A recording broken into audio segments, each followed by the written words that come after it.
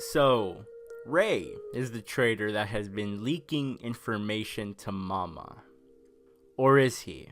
This episode continues to tackle the plot point that was presented at the very end of last episode, and that is the plot point of the traitor who has been giving Mama the upper hand all this time in this game of chess. Now, one thing I mentioned last episode that I really enjoyed was how they handled the traitor. I mentioned how Cloverworks were aware of the fact that the traitor was going to be an idea that they would mention towards the end of the episode, and then continued to build the episode around that idea, which led to some brilliant scenes where it felt as if we were spying in our trio's conversation, and some not so subtle but brilliant foreshadowing as to whom the traitor might be.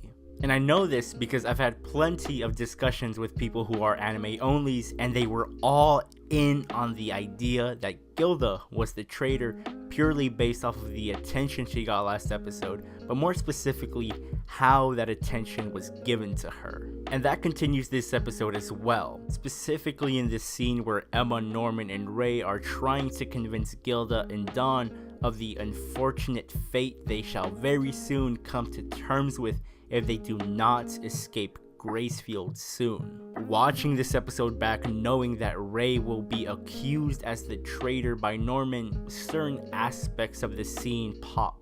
Like the fact that Ray is positioned above all of the other characters, looking down on them as if he's some overseer of sorts or has an advantage over them. Ray being the traitor also explains some other things, like how Ray was so opposed of everything Norman was planning this episode.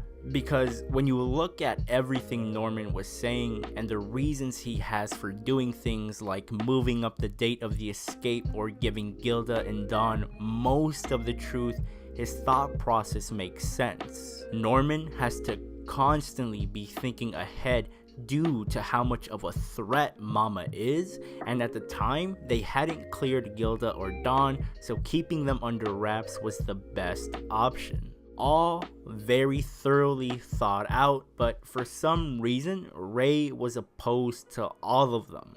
And for very weird reasons, like not telling Dawn and Gilda the entire truth being wrong because giving them hope was too cruel, but Ray himself a couple of episodes ago was willing to abandon everybody. Not to confirm or deny whether Ray is the traitor or not, of course, because they could have just easily done with Ray what they did with Gilda last episode, but still, these are some things you should take into consideration in your theories. Which is another thing I feel like the anime is doing very well as an adaptation. They're giving us information, some of it very clearly, to the point where you feel it's too obvious, and some of it is hidden so well you only really get the information after rewatching the episode. And that was one of the main attractions of this series for me. All the information is there, you just have to look for it or wait till some new information is revealed and you can start plotting with Norman, Ray, or Emma. Which is why, as an adaptation, this episode was a huge step up from the previous two. Yeah, there were some minor artistic differences here and there that I felt, if adapted well, could have given certain scenes more impact or suspense, but as a whole I was just happy to see that this episode was paced a lot more appropriately. I think Cloverworks just got overwhelmed with all the plot points that are introduced in the first 10 chapters of the series. Like the fact that the children here are cattle being raised to feed demons, them needing to escape, the mental battle between our trio and Mama, the tracker, Sister Crone, the traitor. There's just so much to cover. Though I do feel like Cloverworks aren't doing themselves any favors by spending almost an entire minute on a first-person shot of our three characters going up some stairs. I get it, you want to build tension, but not only was this scene unnecessarily long, but it didn't need any tension. In the first episode, this effect was fantastic because it was used properly in a moment that required tension, and it was our first time seeing it.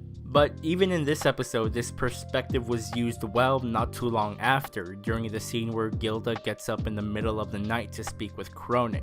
It's during this scene where we have a shift to this first person shot, and it's amazing because someone is dropping off a note to Mama and we don't know who. The point is, there was nothing gained from incorporating this point of view to the scene, whereas had they stuck to the typical third person point of view of our characters, there was potential of some gain through dialogue. I am happy with the series so far though, and like I said, this episode was a big improvement on the previous two. The manga just excels at using manga techniques to make the readers feel the emotions they should be feeling. And I think the anime is on its way there to doing the same, but with techniques exclusive to television and film. I can't wait to see how Cloverworks handles the next couple of episodes, but most importantly, I can't wait to read the thoughts you all had on this episode. So, anime onlys, what do you think about Rei possibly being the traitor? Do you believe it or not? Let me in on your theories. Manga readers, were you happy with how this episode was adapted? Let me know your thoughts. I appreciate all comments, so whatever you decide to put down there, I'll reply whenever I can. Please like the video if you enjoyed it. Feel free to follow me on Twitter for updates, or if you just want to interact with me. And yo, there's a chance that if you're watching this video right now, you're not yet subscribed to the channel, so click on the big red subscribe button and also hit that bell. Upload notifications on YouTube aren't as hot as they used to be, so by hitting the bell and following me on Twitter, you're making sure you don't miss a video. That way, you can keep on watching The Promised Neverland and a bunch of other series with me. And with that being said, I hope you have a great rest of your day, and I'll see you all soon. Peace.